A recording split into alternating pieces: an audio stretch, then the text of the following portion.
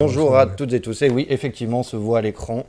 Bienvenue pour cette édition de la loi du chat. Merci, monsieur le sénateur, d'être avec nous. Merci à vous, ce soir. On va parler d'un sujet difficile sur la question de l'irresponsabilité pénale, un sujet sur lequel vous allez probablement être amené à légiférer, sur lequel certains de vos collègues ont déjà pris l'initiative de réaliser ou de proposer une proposition de loi. Et c'est un sujet qui touche à plein de dimensions, à la fois parfois éthiques, morales, juridiques, sociétales. Sujet un peu complexe, donc on compte sur vous pour nous aider à mieux comprendre ce sujet, mieux nous aider aussi à comprendre les processus législatifs, de voir à peu près où on en est, comment ça fonctionne. C'est un des intérêts de Purpose, c'est un intérêt de la loi du chat ici, c'est d'essayer de faire de la pédagogie sur la fabrique législative, de permettre à des personnes de mieux comprendre pourquoi finalement d'une situation comme un événement, certains diraient un drame ou parfois un fait divers. Oui. Comment on arrive à une loi? En tout cas, c'est pas forcément grave de partir d'un fait divers ou d'un drame pour arriver à une loi. Mais quel est le cheminement? Et vous, quel est votre rôle dans ces cas-là de législateur? À la fois de pouvoir entendre certaines demandes, mais peut-être aussi parfois de résister à certaines demandes qui peuvent émaner de l'opinion. Donc c'est un peu autour de ça qu'on va essayer de vous solliciter. On va essayer de le faire ensemble. On va évidemment ne pas faire trop d'ombre au président de la République qui parle à 20h. Il serait très déçu si on ne rendait pas l'antenne à temps pour que les Français puissent l'écouter. Surtout qu'il est sûrement au courant. Il est sûrement au courant, oui. Je pense qu'il a... A priori, c'est synchronisé là vis-à-vis de la régie. Donc on va essayer de faire tenir tout ça ensemble. Mais j'ai une première question pour vous. Oui. Peut-être vous présenter, que vous puissiez nous dire un peu quel est quand même votre parcours. J'ai vu sur votre fiche Wikipédia que vous aviez créé votre première association à 18 ans. Oui, c'est vrai. En fait, je suis un vieil écologiste, puisque dans les années 70, j'avais 16 ans en 70, 18 ans en 72, quand j'ai créé la première association environnementale. À l'époque, ce n'était pas des associations écologistes, c'était environnemental. On ne disait pas encore écologiste. Non, d'ailleurs, elle s'appelait le CLAP, ce qui voulait dire Comité de lutte anti-pollution. Vous voyez, donc c'était vraiment l'anti-pollution, le CLAP. Ouais, c'était la première association qui est née en 72. Qui a été suivi par un journal, une revue de l'écologie, etc., pendant les quelques années qui ont suivi. Donc voilà, c'était vraiment un engagement militant qui est lié à la vie de tous les jours, qui est lié à des lectures, qui est lié alors aussi à tout le milieu de la contre-culture qui était à l'époque très très lié à l'écologie. Alors milieu de la contre-culture, ça pouvait être artistique, ça pouvait être littéraire, ça pouvait être aussi tous les mouvements à l'époque homosexuels, de libération des femmes, des homosexuels, des objecteurs de conscience, et tout ça constitue un magma en fait assez riche, assez confus, assez vivant, sur lequel sont nées d'ailleurs dans les années 70 les premières militances écologistes fortes. Ouais. Et j'en faisais partie. Donc vous avez amené la contre-culture au Sénat. On peut dire ça comme ça, oui, j'essaye, c'est compliqué. Déjà amener l'écologie, c'est pas toujours évident, surtout avec les confusions autour du mot et du concept, c'est souvent le cas. Les concepts sont redéfinis, sont réécrits, donc on ne sait plus de quoi on parle des fois quand on parle d'écologie aujourd'hui. Je ne suis pas encore à ramener la contre-culture au Sénat. Non. Et alors du coup, vous, c'est un engagement de jeunesse quasi immédiat, des engagements et des convictions assez fortes, j'imagine. Est-ce que vous comprenez aujourd'hui, avec les élections qu'on a vues passer, le fait que 9 jeunes sur 10 ne se déplacent plus pour aller voter? Votre regard est lequel? De vous dire que c'est une toute autre génération, que c'est un problème d'offre politique? Alors, est-ce que vous en conclurez aussi qu'ils sont dépolitisés ou il ne faut pas se tromper? Pas du tout. Je n'en conclus pas vraiment ça, parce que honnêtement, dans les années 70-72, d'abord, il me semble me souvenir qu'à l'époque, le droit de vote était à 21 ans. Je ne vais pas dire de bêtises, mais il me semble que dans les années 70, on n'était pas encore à 18 ans. En tout cas, ce que je peux vous dire, c'est que ça ne me paraît pas scandaleux que des jeunes n'aillent pas voter. Aujourd'hui, ça ne me paraît pas scandaleux parce qu'à l'époque, je peux considérer que j'aurais pu être dans la même démarche. Malgré tout mon engagement, on va dire politique au sens large, et pas au niveau d'élections en parti politique, on peut très bien comprendre, et d'ailleurs j'avais beaucoup d'amis ou de gens qui faisaient partie des mêmes mouvements que moi, qui n'étaient pas pour les élections. Je vous rappelle qu'à l'époque de mai 68, un des slogans c'était « élection, péage accord ». Donc je veux dire, pour tout un tas de jeunes de l'époque, c'était quand même un vrai souci. Bon. Donc un de mes objectifs, un de mes rôles en particulier, quand je vais discuter avec des jeunes, quand je les rencontre sur les marchés, quand je les rencontre même chez eux, parce qu'ils sont souvent actifs dans dans le quotidien, dans l'application réelle de ce qu'ils pensent, de ce qu'ils veulent mettre en œuvre, y compris au niveau environnemental et écolo. Donc ils le font en fait. Ils ont tendance à le faire plus que ce que ne l'ont fait certaines personnes de ma génération, ce que ne le font des gens qui sont engagés politiquement aujourd'hui. Par contre, ils ne font pas forcément le lien entre la possibilité de changer une société par la loi et leur engagement personnel pour changer de monde. Voilà, de mode de vie et de monde. Ils ne le font pas, et en fait, ça, c'est un peu notre rôle, ça. Ça, je trouve que c'est vraiment mon rôle. Et expliquer comment se fait la loi et en quoi ça peut être utile aussi de participer à des élections, et c'est un peu ce que vous faites, faire participer les citoyens aussi au processus démocratique, électoraux et de confection d'une loi, ça me paraît primordial et très important. C'est pour ça que je suis venu et que je salue ce que vous faites, parce que je trouve que c'est primordial aujourd'hui. C'est plus important que de dire on va faire des votes par correspondance ou on va distribuer des professions de foi mieux. Voilà, c'est plus important. Voilà, en tout cas, c'est mon sentiment. Eh ben, on vous remercie et puis on en profite pour dire bonjour un peu aux quelques-uns qui sont déjà sur le chat, avec notamment Kernaker qui nous rappelle que le vote à 18 ans date de 1974. Donc vous voyez, on est sous surveillance, on est sous contrôle. Kernaker, je pense qu'il a un bon potentiel de juriste. Donc sur ce débat-là, je pense qu'on va pouvoir l'avoir au rendez-vous. Je suis content, je me suis pas trompé en 72. C'est parfait. En 74, j'avais 20 ans. Vous voyez. Donc voilà, vous nous lancez la perche entre guillemets sur ce sujet de participation. Aujourd'hui, on a plusieurs, je vous réexplique, y compris pour les quelques personnes aussi qui nous suivent. On va tenter de mettre la totalité des projets de loi gouvernementaux en consultation sur Purpose. On met aussi certaines propositions de loi, mais les projets de loi du gouvernement, a priori, on sait qu'ils vont aller au bout. Donc, comme vis-à-vis des participants, on ne veut pas trop faire perdre leur temps, on décide de concentrer un peu l'attention sur ces projets de loi. Le but est par contre de pouvoir réinsister sur la phase de débat parlementaire et de pouvoir, sur la loi du chat, vous invitez vous en tant que parlementaire, vous invitez aussi les associations, les lobbies, la société civile organisée, tous ces acteurs qui sont aujourd'hui auditionnés pour montrer qu'eux-mêmes sont des acteurs de la fabrique de la loi. Et donc aujourd'hui, on a en ligne sur Purpose, on a plusieurs projets de loi. On a celui sur le futur projet de loi dont on va discuter sur l'irresponsabilité pénale. Et on en a aussi un que vous connaissez bien, je crois, qui est celui sur la loi 4D, donc qui a démarré ses travaux au Sénat. Alors, on a une question, nous, qui est demandée aux personnes, aux participants, s'ils la voteraient. C'est pas évident parce qu'il faut rentrer dans le texte. Mais on avait votre collègue sénateur la semaine dernière qui nous demandait, du coup, si on peut reformuler pour vous, la loi 4D aujourd'hui, pour vous, suffisante ? Insuffisante, largement insuffisante. Alors, ça dépend pourquoi faire dans la réalité. Si une loi, la loi 4D initialement, c'était prévu pour être une loi qui redistribue, recompose, réoriente totalement l'organisation territoriale française. Bon. Tout le monde le dit, c'est compliqué, comment ça marche, personne ne le comprend, qu'est-ce qu'on fait, voilà, quel est le millefeuille, combien ça coûte, et puis comment on fait pour savoir qui fait quoi dans une ville, qui s'occupe des routes, qui s'occupe des déchets, qui s'occupe... C'est très compliqué. Et donc, en fait, au départ d'Emmanuel Macron, son idée, nous semble-t-il, enfin en tout cas c'est ce qu'il nous a vendu à tous, c'était de refaire quelque chose qui devienne à la fois plus compréhensible et plus efficace, et plus simple. Voilà. Et plus démocratique, voilà, en fait. Plein de plus. C'est Monsieur Plus. Voilà. Et en fait, au final, quand la loi est arrivée, d'abord, on était surpris parce qu'on l'attend depuis un moment, en fait, cette loi. Et au fur et à mesure, on s'était fait à l'idée, je parle des parlementaires, donc de ceux qui la votent, la loi, et qui la changent, que finalement, il n'y aurait pas de loi avant l'élection présidentielle. Parce que ça fait tellement longtemps qu'elle était annoncée, attendue, etc. On s'était dit, elle va pas arriver. Donc on a été un peu surpris quand au cœur du printemps, on va dire, je crois que c'est à cette époque-là, on a su que finalement il allait y avoir un texte de loi qui allait être déposé sur le bureau du Conseil des ministres. Parce que je ne sais pas si je peux me permettre de le rappeler, ça commence comme ça quand c'est un projet de loi. Ouais. Voilà, un projet de loi, ça vient du gouvernement, une proposition de loi des parlementaires. Quand il y a un projet de loi, ça arrive d'abord par le Conseil des ministres, c'est une loi qui est proposée par le gouvernement, par un ministre, par un secrétaire d'État, etc. Donc quand on a vu arriver ce projet de loi, on a été surpris, et finalement on va avoir ce VGL. Bon.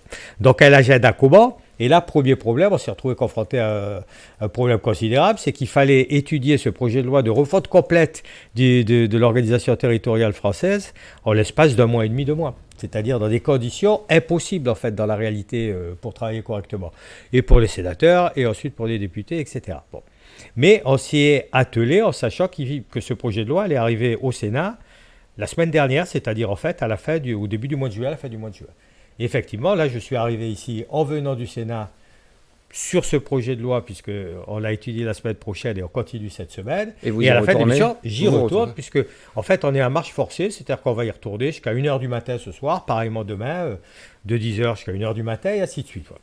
Et donc, on étudie en fait une loi qui est composée à peu près de 80 ou 83 articles, qui portent sur des sujets très différents, qui peuvent aller de la décentralisation ou recentralisation du RSA, par exemple, à la loi SRU, en passant par les budgets participatifs.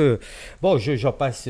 C'est vraiment comme à l'habitude de toutes les lois. Alors, je suis un jeune sénateur. D'accord. C'est-à-dire que je suis sénateur que depuis le mois d'octobre. Je suis pas Vous êtes encore surpris par plein de choses. Voilà. Et donc, quand je vois des lois arriver qui sont en fait un fourre-tout de tout un tas de sujets sur lesquels, en plus, on vous dit attention, si vous faites un amendement, il faut faire attention vraiment à ce que ça concerne la loi, sinon ce sera un cavalier, donc ce sera rejeté, vous ne pourrez pas le déposer.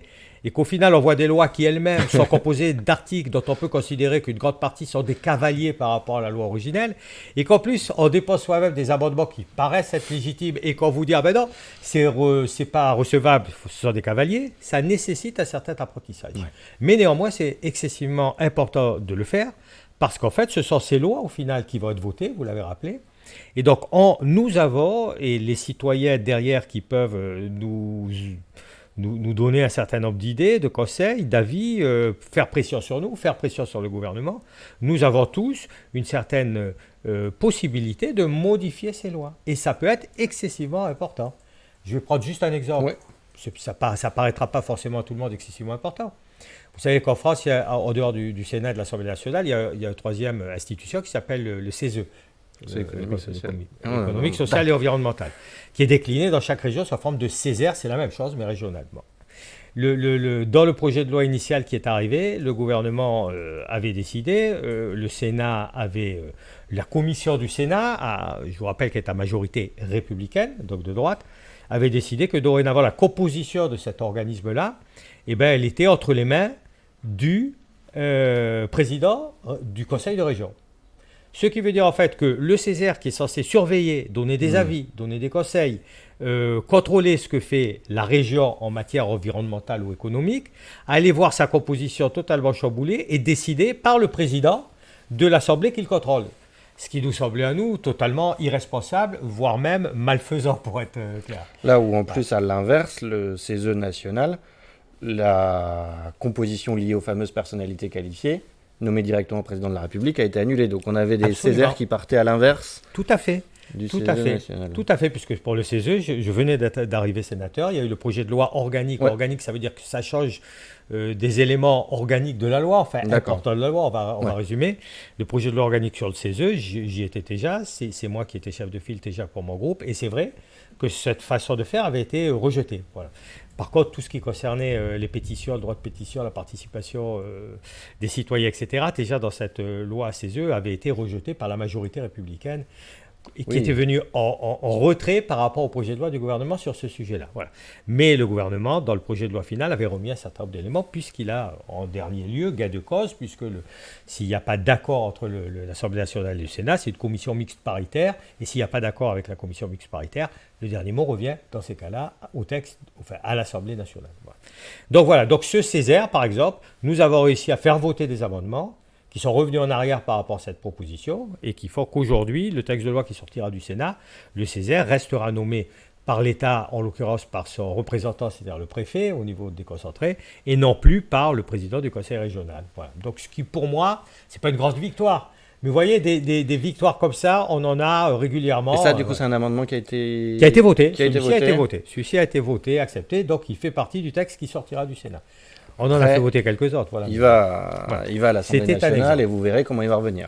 Absolument. Mais là, je pense qu'il reviendra comme il faut. Voilà. Bon, merci beaucoup pour cette explication. On va pouvoir passer, du coup, après cette... Je peux faire une petite réflexion ? Bien sûr. C'est ça. Alors, mon nom, c'est Bénard. Oui, j'ai vu tout à l'heure. C'est pas grave. On va changer tout de suite. Bénard. Il n'y a pas le R après. C'est bon sur nos différents supports. On l'avait vu sur la communication. Ok. On change. C'est l'avantage, c'est qu'au moins, vous voyez, typiquement, c'est pour ça que les outils en ligne, on va changer en 2 secondes. Ce sera à peine vu. C'est parfait. Ça aurait été des maquettes imprimées. On n'aurait pas pu le faire. Alors, donc on est là pour parler notamment du projet de loi qui n'est pas encore rendu public. Donc rien que ça va déjà être une prouesse. Je vais vous demander votre avis sur un projet de loi qui n'existe pas. Mais sur l'irresponsabilité pénale. Ce projet de loi, il avait été annoncé, si je ne dis pas de bêtises, fin mai. Et il est actuellement entre les mains du Conseil d'État et il n'est pas encore ressorti du Conseil d'État, donc on ne sait pas exactement ce qu'il en ressort. L'Assemblée nationale a planché sur le sujet à travers une mission flash et vous-même, avec vos collègues à l'initiative de la droite et du centre, aviez travaillé sur une proposition de loi liée, enfin une double proposition de loi liée à l'irresponsabilité pénale, sachant qu'en fait, ce sujet-là, il n'a rien de nouveau, et notamment le Sénat, la question de l'irresponsabilité pénale, il la traite depuis un certain nombre d'années. Par contre, je vais essayer de refaire pour les personnes qui nous suivent un petit point d'actualité factuel sur ce qui a un peu présidé au fait que ce sujet redevienne d'actualité, en tout cas ce qui a annoncé que le président de la République missionne le ministre de la Justice d'un nouveau projet de loi. Alors c'est lié justement à un arrêt de la Cour de cassation, mais qui est lui-même lié à une affaire dont a priori chacun d'entre nous ici a entendu parler, qui est le meurtre de Sarah Halimi. Donc je vais essayer, je me suis promis de lire, parce que notamment au moins ce sera précis et factuel, puisque il y a quand même des choses sur lesquelles, une fois qu'on dépasse la question un peu sociétale, il y a quand même des enjeux juridiques assez costauds. Tout à fait. Donc Sarah Halimi a été tuée, défenestrée dans des circonstances violentes et douloureuses en avril 2017 par son voisin du dessous qui s'appelle Kobili Traoré. Elle est de confession juive, lui il est musulman, il l'a tué en proférant des Allahu Akbar et en récitant des sourates du Coran. Cela faisait suite à plusieurs altercations, à la fois de voisinage et à la fois un peu plus que de voisinage, puisqu'il y avait des insultes racistes dans leur relation, si on peut appeler ça une relation. Et du coup, il y a eu, à travers cette question il y a eu deux questions finalement en une, en tout cas pour la justice. Il y a eu la première qui était finalement, est-ce que c'était un meurtre ou est-ce que ça a été un meurtre antisémite ?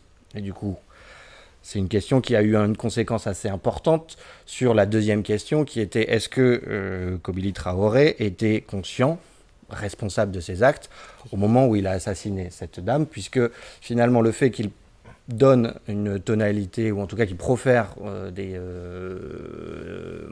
menaces racistes pendant son acte et pendant le moment où il a tué Madame Halimi, a amené les personnes à dire en fait c'est qu'il y a une intention derrière. C'est que derrière, c'est un meurtre, si c'est un meurtre raciste, ça veut dire que forcément, si c'est un meurtre antisémite, ça veut dire que dans ces cas-là, on ne peut pas forcément dire que la personne n'était pas consciente de ses actes, puisque du coup, elle l'a fait avec une intention claire et délibérée. Donc ça, c'est un peu pourquoi ces deux éléments étaient imbriqués par rapport à d'autres drames ou d'autres faits divers sur lesquels la question de l'irresponsabilité pénale se pose en permanence, mais là, il y avait cette deuxième dimension. Et alors du coup, au niveau des jugements qui ont été rendus, la Cour d'appel de Paris a bien conclu en décembre 2019 à une irresponsabilité pénale. Elle nous dit que le discernement de Kobili Traoré étant aboli au sens de l'article 122.1 du Code pénal, celui donc qui est en question aujourd'hui, il ne peut donc pas être jugé pour ce crime dont la Cour confirme par ailleurs les motivations antisémites. La Cour de Paris ordonne également son hospitalisation assortie de mesures de sûreté pour 20 ans. Le 3 mars 2021, devant la Cour de cassation, les parties civiles demandent de retenir la responsabilité du jeune homme compte tenu de son intoxication volontaire, tandis que la défense et l'avocate générale défendent la nécessité de maintenir une distinction entre l'ivresse causée par la prise volontaire de psychotropes, alcool, cannabis, aux effets prévisibles, et le trouble psychiatrique inattendu qui abolit le discernement. C'est là où on a parlé, pour ceux qui se rappellent de l'histoire, de la bouffée délirante, ou en tout cas le fait que c'était pas un Kobili Traoré n'avait pas juste fumé un pétard avant d'aller assassiner une dame. Il avait 3 jours dans lesquels il était dans une situation de paranoïa avec, vous voyez, des démons, selon les experts et les témoignages de ses proches. Et pendant cette période-là, il a effectivement consommé du cannabis, mais avec du coup la question qui est posée aussi à tout le monde, quasiment en espérant ne froisser personne de dire ça, mais de l'œuf ou de la poule, à quel moment la prise de psychotropes ou de différents éléments d'alcool ou autre est un facteur aggravant de la folie, ou est-ce que c'est la folie qui finalement fait qu'on prend ces consommations, est-ce que ça l'a déclenché, et avec du coup un certain nombre de questions aussi qui sont posées sur le fait que pour des tas de personnes, on n'est peut-être pas responsable quand on est dans une crise de démence, mais par contre on est peut-être responsable du fait d'avoir pris des produits stupéfiants. J'essaye de le tourner avec mes mots, mais en tout cas, la Cour de question est tenue de répondre à la question suivante, si je reprends. Lorsqu'elle est à l'origine d'un trouble psychique, La consommation de produits stupéfiants constitue-t-elle une faute qui exclut l'irresponsabilité pénale? Et ce qui a motivé le fait que le gouvernement décide de lancer un projet de loi, c'est cette fameuse phrase que je vais reciter de la Cour de cassation. Le juge ne peut distinguer là où le législateur a choisi de ne pas distinguer. Donc c'est là où le gouvernement, si j'ai bien compris, à nouveau vous m'arrêtez si je dis des bêtises, entend dans cet arrêt une invitation à légiférer. Donc voilà à peu près. Entre-temps, il y a quand même eu fin avril. Du coup, ça c'était le 14 avril 2021. Il y a eu pas mal de manifestations, pas mal de prises de position aussi, d'intellectuels, de juristes.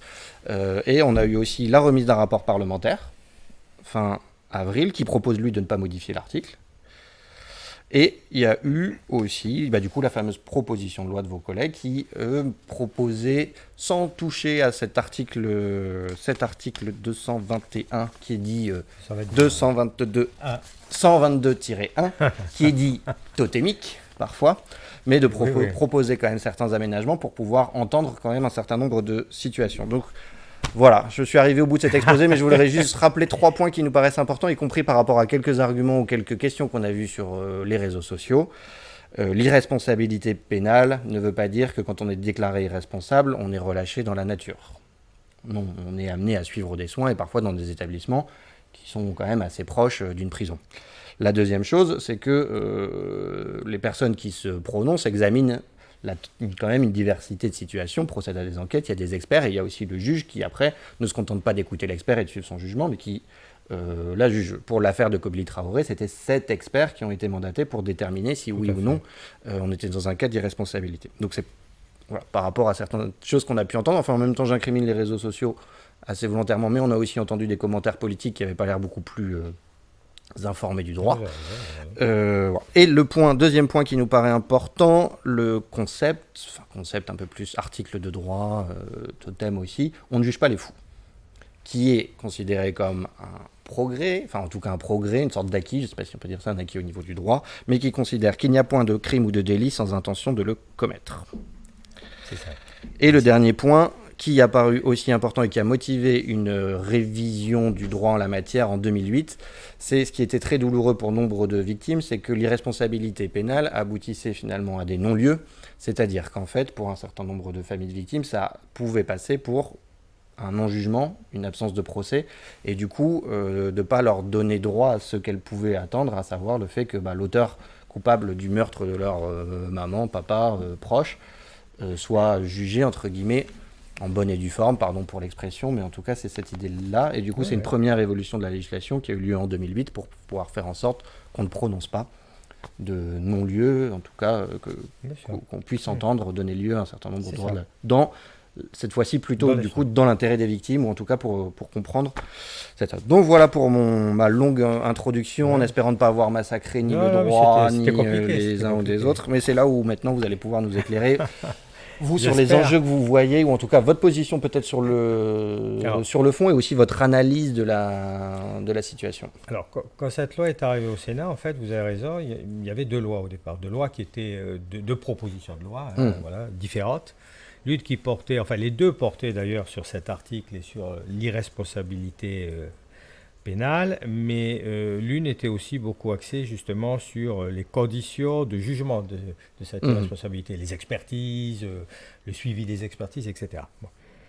Ces 2 lois, les deux sénateurs qui avaient déposé ces lois, mais depuis un moment déjà, ce ne sont pas des lois qui ont été déposées récemment. Elles étaient déjà antérieures, et elles auraient été toutes les 2 jointes avec l'accord des deux sénateurs pour n'en faire qu'une seule. D'accord. Qui prenait des parties un peu des 2, parce qu'ils ne sait pas. Et l'idée initiale, au départ, je dois vous le dire, au départ des auditions sur ces lois, dans l'esprit de ces 2 auteurs de loi, et dans l'esprit des rapporteurs de la loi en particulier, cet article-là, auquel vous avez fait référence, celui qui dit, en gros, on va le mettre entre guillemets, parce que ce n'est pas la réalité, on ne juge pas les fous, celle qui dit il y a une irresponsabilité pénale qui empêche un jugement, responsabilité pénale, après on va préciser, mais au moment des faits, il faut surtout retenir au moment des faits. Il ne faut jamais oublier au moment des faits, c'est quand même le plus important. C'est lorsque la personne commet cet acte-là, est-ce qu'on peut dire qu'elle était irresponsable ? Ce n'est pas 3 jours avant ou 3 jours après. c'est au moment où elle les a commis. Il peut être très sain 3 jours avant, entre guillemets, quand je dis très sain, hein, ou l'inverse d'ailleurs, mais c'est très important. Et donc, cet élément-là, au départ, c'était de dire, effectivement, on va changer cet article-là. On va changer le principe lui-même, totémique, comme vous l'avez dit, de l'irresponsabilité. Et c'est après beaucoup de travail, et je dois avouer, même si les rapporteurs ou les auteurs de la loi ne sont pas politiquement dans les mêmes dans les mêmes mouvances que moi, je dois avouer que c'est après beaucoup de travail qu'au final, ils en ont conclu qu'on ne pouvait pas remettre cela en cause, que c'était à d'autres niveaux qu'il fallait que cela se joue. Et donc on est arrivé avec 2 problématiques importantes, on va résumer, qui étaient premièrement, est-ce que quelqu'un qui commet un acte à un moment où on pourrait dire qu'il est irresponsable, est-ce qu'on peut considérer qu'il s'est mis lui-même dans une position d'irresponsabilité? Autrement dit, est-ce qu'il aurait, entre guillemets, comme on peut, je m'excuse de la simplicité des choses, mais il faut essayer d'être le plus clair possible. Est-ce que comme on organise une insolvabilité financière, on peut considérer que quelqu'un pourrait dire, je vais arrêter un traitement, prendre des médicaments, parce qu'on parle que de l'alcool ou du cannabis, mais en fait pas du tout. Il y a des tas de gens qui sont dans des situations sous traitement où le fait d'arrêter un médicament peut avoir des conséquences. Donc ça voudrait dire, est-ce qu'on peut considérer qu'on peut condamner quelqu'un en disant finalement il n'est pas irresponsable parce qu'en fait il a fait exprès en gros d'arrêter ou de commencer ou de se mettre dans des situations telles qu'il allait avoir des bouffées délirantes qui allaient entraîner une irresponsabilité. Ça, c'est la première chose. Donc, peut-on définir une sorte de faute exclusive de toutes les autres qui ferait que, dans ce cas-là, parce qu'il a organisé son irresponsabilité pénale, il pourrait être condamné. Ça a été une question importante. Est-ce que c'est ça que vous appelez le fait fautif? C'est un peu le fait fautif. Est-ce que le fait fautif... Alors, il y a 2 choses. Ou on condamne quelqu'un en disant il a organisé son irresponsabilité, donc il n'est plus irresponsable et donc on ne le considère pas irresponsable. Ou on dit il a organisé certes, mais pour autant il était bien irresponsable au moment où il a commis le fait, même s'il a organisé. Et donc là par contre on va le condamner plus sévèrement ou différemment parce qu'il y a un fait fautif qui précède cette irresponsabilité et qui fait qu'il doit être condamné. Par exemple, dans la loi qui a été votée, tout ce qui concerne la consommation d'alcool ou la consommation de drogues diverses a voulu être considéré comme une circonstance aggravante, comme ça l'est si vous faites une infraction au code de la route quand vous conduisez. Ça l'a été. Mais dans la réalité, tous les juges et tous les experts nous ont dit que déjà dans la réalité des jugements de ce qui se passait, c'était déjà souvent le cas. C'est-à-dire que ça c'était considéré déjà par les juges, qui ont quand même une latitude de jugement sur les gens qu'ils condamnent et sur les peines qu'ils appliquent. C'était déjà considéré souvent comme une faute aggravante. Voilà. Ça a été un élément essentiel en fait de la discussion qui a eu lieu, cette organisation de l'irresponsabilité pénale. Voilà.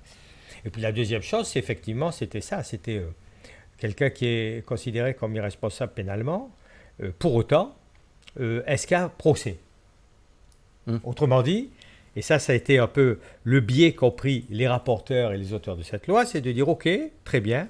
Donc au lieu de laisser au juge en chambre d'instruction le jugement du fait qu'il y ait irresponsabilité ou pas après avoir convoqué des experts, etc. On va considérer qu'on va le mettre dans une situation où s'il y a une présomption d'organisation de l'irresponsabilité, donc de fait fautif, on va dire ça comme ça, il va se dessaisir et il va dire, on reporte le problème sur le juge de fond. C'est-à-dire le juge de fond, c'est-à-dire la cour de justice qui va rendre le jugement final. Pourquoi? Parce que la raison évoquée était que les victimes ont besoin d'un procès. Ouais. Et ce qui nous a quand même été clairement expliqué, et l'affaire Halimi, ça nous a été expliqué par les juges, y compris par le juge Molins, c'est qu'en fait, avec la loi qui a été votée, vous l'avez vous-même dit tout à l'heure, quelques années auparavant, aujourd'hui déjà, les audiences qui permettent de juger de l'irresponsabilité ne sont pas ouvertes qu'aux juges professionnels et qu'aux experts. Mais par exemple, les victimes se portent et peuvent se porter partie civile. Elles sont représentées par leurs avocats et elles peuvent elles-mêmes représenter. Je crois me souvenir que l'audition sur l'affaire Halimi a duré plus de 8 heures. et c'est la famille des victimes n'avait pas désiré se présenter en tant que telle, mais elle s'était fait représenter par des avocats. Voilà. Ouais. Donc ces éléments sont importants à savoir. Et le dernier, parce que je vois l'heure qui tourne, c'est de dire aussi, attention, quelqu'un qui est déclaré responsable ne sort pas d'un seul coup de prison libre de ses mouvements en disant tiens, voilà une ordonnance, tu vas aller chez le médecin et tu vas te faire soigner. C'est pas du tout comme ça que ça se passe. Il va très souvent, c'est le juge qui en décide une nouvelle fois, et vous l'avez rappelé là aussi, il peut rester 20 ans avec des soins dans des organismes, dans des organisations très carcérales, où il va être obligé, bien entendu, de se faire soigner, mais obligé et incarcéré. C'est le sens d'un amendement que vous avez déposé. Oui, tout à fait, tout à fait. Est-ce que vous pouvez nous le rappeler? Il visait à renforcer finalement Oui, il visait en fait à sécuriser le fait, effectivement, qu'à partir du moment où vous êtes déclaré responsable, pour autant il y avait un suivi qui était fait par la justice et pas par le corps médical tout seul, en lien avec le corps médical, pour faire en sorte que cette personne-là soit soumise à une obligation, mais vraiment une obligation réelle, de suivre un certain nombre de soins pendant la durée pendant laquelle il allait être condamné, entre guillemets, à les suivre par le juge. Et ça nous semblait excessivement important. Et un autre amendement consistait à donner plus de moyens aux experts, c'est-à-dire à dire, les experts, vu comme ils sont payés et de la façon dont ils sont convoqués, on ne peut pas leur demander des fois plus que ce qu'ils ne peuvent offrir. Donc voilà, il faut donner plus de moyens aux juges de changer pour payer des experts. Voilà. Que la réponse par la loi n'était pas forcément la solution, en tout cas de changer l'article de loi. Ce qui compte, c'est de mettre les gens en dehors d'un nouvel état de nuire. Ce qui compte, c'est de protéger la société. Ce qui compte, c'est de s'occuper d'êtres humains, quels qu'ils soient, de telle façon à ce qu'ils soient réinsérés à tous les niveaux. Quand c'est pas psychiquement ou mentalement, c'est par des réinsertions en prison ou ailleurs. Quand c'est psychiquement ou mentalement, il faut aussi les réinsérer, entre guillemets. C'est une façon de les réinsérer que de les soigner. Voilà. Et je crois que sur cet amendement, si le ministre était défavorable, non, je peux vous lire sa réponse. Dites-moi, le juge, c'est le juge, le médecin, c'est le médecin. Il faut être clair sur ce point qui est pour moi une ligne rouge infranchissable. Je suis totalement défavorable à cet amendement. C'est vrai. Dont les dispositions auraient pour conséquence de judiciariser ce qui relève de la psychiatrie. Le procédé est assez curieux et même tout à fait inquiétant, parce que du coup, vous avez été aussi... Oui. C'est une réponse et un tacle. Oui, bien sûr. Oui. Alors du coup... comme si ça n'existait pas aujourd'hui déjà. Je veux dire, comme si aujourd'hui, il n'y avait pas effectivement des expertises psychiatriques, des expertises médicales. Je veux dire, c'est quelque chose qui existe, qui a toujours existé, que tous les juges, les avocats peuvent vous citer des tas d'exemples. Je veux dire, je n'ai pas compris le moindre mot de ce qu'a dit à ce moment-là le ministre de la Justice à mon égard. Je comptais sur vous, mais on va pouvoir passer du coup, avant de vous libérer, après j'ai encore une question quand même. Avec les arguments qui ont été déposés là par les participants, alors on est assez content, comme je vous le dis, c'est assez embryonnaire, nous, ce qu'on essaye de démarrer sur les projets de loi, mais c'est peut-être le projet de loi sur lequel les participants sont le plus partagés. Aujourd'hui, on est à peu près à 46% des votes, non, peut-être 56% des votes pour contre en tout cas. D'accord. C'est assez équilibré au niveau des votes. Hop, regardez, on peut le voir. Regardez, on est à 55% des gens qui sont contre le fait de légiférer, et 45% qui sont pour. Voilà. Et au niveau des arguments, par contre, si tu peux redescendre un peu, Tony, on y était. Voilà, je voudrais bien que vous me disiez à peu près comment vous positionnez par rapport à cela. En fait, si vous voulez, je vous les lis. Il y a Charlotte qui vous dit « Chacune et chacune doit être responsable de ses actes ». C'est pour ça qu'elle voterait pour cette loi. Chacun est responsable de ses actes. Maintenant, je rappellerai à Charlotte qu'il y a un certain nombre de gens qui sont malades, mais de maladies qui n'ont rien à voir des fois avec des maladies psychiatriques et qui prennent des traitements. Et on sait très bien qu'il y a un certain nombre de traitements, y compris dans d'autres maladies, mais aussi dans des maladies légères mentales, qui entraînent un certain nombre de faits qui échappent à la volonté de la personne responsable lorsqu'elle les arrête, par exemple. Et ce n'est même pas maîtrisé totalement par le corps médical et par la science, parce que ça peut changer d'une personne à l'autre, d'un médicament à l'autre, d'un dosage à l'autre. Donc bien sûr que chacun de nous est responsable dans la mesure de sa responsabilité. Voilà. L'entreprise, Christian vous dit que l'emprise de drogue ne doit pas être une excuse, mais un élément aggravant qui alourdit la peine. Alors ça, c'est ce dont précisément vous avez discuté, les circonstances aggravantes. C'est un élément, ça peut être considéré effectivement comme un élément aggravant, le fait de consommer des substances illicites, à condition que ces substances illicites n'aient pas été elles-mêmes prescrites par le corps médical pour soigner une maladie. Voilà. Et la question que vous posiez aussi, vous disiez dans les débats parlementaires, c'est que c'est déjà un élément dont les juges prennent connaissance et qu'il y a la question de savoir si c'est à vous de légiférer sur ça ou pas. Bien sûr, absolument. Les juges en prennent connaissance, tout à fait. Ils doivent le savoir. Et tu peux aller descendre juste un petit moment, en voir plus, parce qu'il y en avait... Alors, je suis le bon sens, donc. Oui. Le bon sens, choqué depuis toujours, donc bien avant cette affaire, qu'un psychiatre puisse éviter un jugement à un coupable.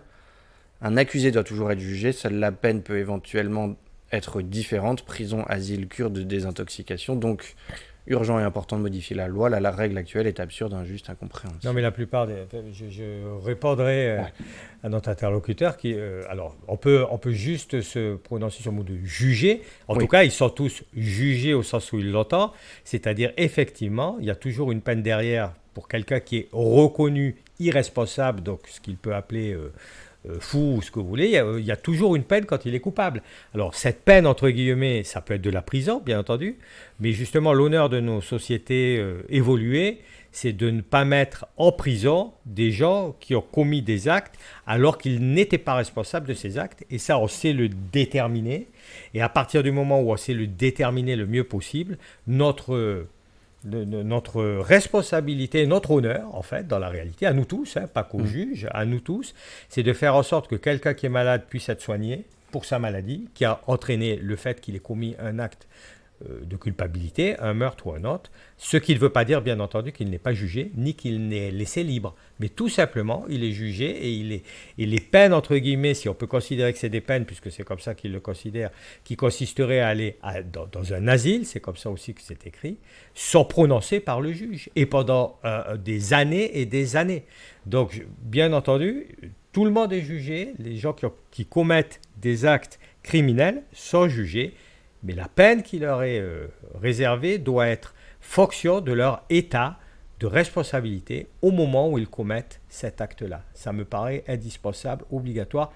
Vous pouvez vous retrouver, excusez-moi, cher ami, vous pouvez vous retrouver dans des situations où vous êtes irresponsable de vos gestes alors que vous n'avez rien fait pour l'être, parce que vous avez consommé quelque chose ou parce que, je l'ai dit tout à l'heure, vous avez arrêté de consommer quelque chose, y compris un médicament, dont vous ne saviez pas les conséquences qu'il allait entraîner. Voilà, je ne pense pas que ça puisse pour autant être considéré comme une responsabilité à 100% de la personne qui commet l'acte. Voilà. Merci pour ces éclaircissements. Une dernière question avant de nous quitter. Oui. On a parlé parfois de loi d'émotion. Est-ce que vous craignez que l'examen de ce futur projet de loi se fasse dans des conditions un peu particulières pour la sérénité de vos travaux? Vous avez revendiqué un travail de fond réalisé par le Sénat en antériorité de cette affaire. Est-ce que vous pensez que les mêmes arguments dont vous avez pu débattre avec vos collègues en relative sérénité, que ce sera plus difficile quand il y aura la pression de l'opinion, la pression des médias? Est-ce que c'est une crainte que vous avez au moment où vous allez devoir juger, pardon, je me suis lapsus, mais vous allez devoir vous prononcer, et y compris, je veux dire, ces douleurs des victimes qui doivent être un peu... Oui, vous avez raison. Vous les rencontrez, j'imagine, aussi facilement. Bien sûr, mais tout à fait. Et puis, je veux dire, en l'occurrence, c'est une vraie douleur, c'est des vraies victimes. Donc, en fait... Non, mais vous avez raison, ça peut se présenter de plus en plus souvent. En plus, il y a forcément un côté émotionnel à un moment donné, ce qui ne veut pas dire qu'il ne faut jamais réagir. On peut effectivement considérer qu'à un moment donné, il y a des vrais sujets qui se posent parce que quelque chose les révèle et qu'il faut légiférer dessus. On peut le considérer comme ça. Voilà. D'un autre côté, je ne vais pas vous apprendre qu'on est dans une société depuis quelques dizaines d'années qui est assez particulière. C'est la société qu'on a définie comme étant la société du spectacle, où tout devient spectacle et spectaculaire. Et donc il y a aussi une sorte d'instrumentalisation à un moment donné pour des raisons de spectacle, y compris de spectacle politique, d'un certain nombre de faits, de telle façon à faire pression sur les gens qui vont légiférer. On sait que c'est une pression constante qui a été accrue effectivement par le poids et la facilité d'utiliser les réseaux sociaux maintenant, mais il faut garder la tête froide, il faut garder son libre arbitre dans la façon dont on envisage les choses. Et donc je fais confiance, moi, à tout le monde, aux citoyens au premier niveau et aux gens qui les représentent, pour garder la tête froide et pouvoir légiférer dans les meilleures conditions, malgré les pressions. Ben, c'était une très bonne conclusion. Merci d'avoir pris le temps d'être avec nous. Merci Merci d'avoir à vous. expliqué avec pédagogie et rattrapé nos petites erreurs de jugement et d'explication. Emmanuel Macron peut commencer alors. C'est bon, on peut prévenir. lui filer le feu vert. C'est OK. La Merci à vaccination des soignants, vous êtes d'accord? Obligatoire, pardon. Pas vraiment comme ça. Je pourrais vous l'expliquer plus en détail, mais on a plus. Ah bah, rendez-vous pour le prochain projet de loi. Voilà, Alors, ok. a priori, il sera déposé. Merci Ok, encore à merci, nouveau. c'est moi qui vous remercie. Et merci le chat et à bientôt. Merci, au revoir tout le monde.